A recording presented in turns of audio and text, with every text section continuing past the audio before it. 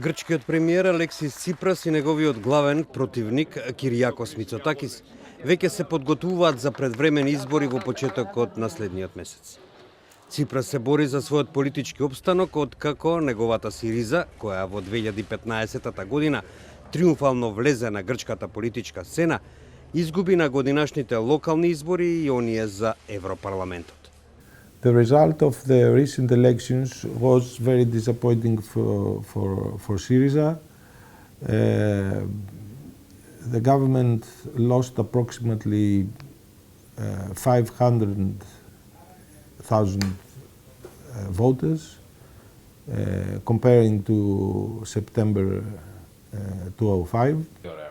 Според него Сириза не успеа да ги исполни очекувањата на гласачите, за разлика од опозицијската Нова демократија. Towards the upcoming elections, Nea Demokratia has a clear advantage.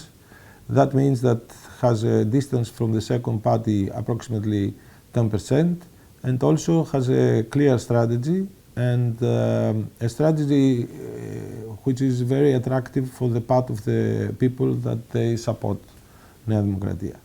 Флесас додава дека новата влада ја чекаат големи предизвици.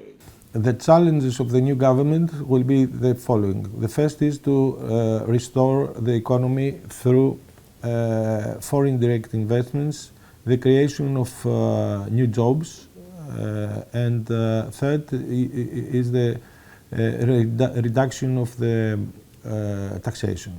Токму тоа, односно намалување на даноците и привлекување на инвестиции, го вети и лидерот на Нова демократија Киријакос Мицотакис, со цел да се постигне побрз економски развој.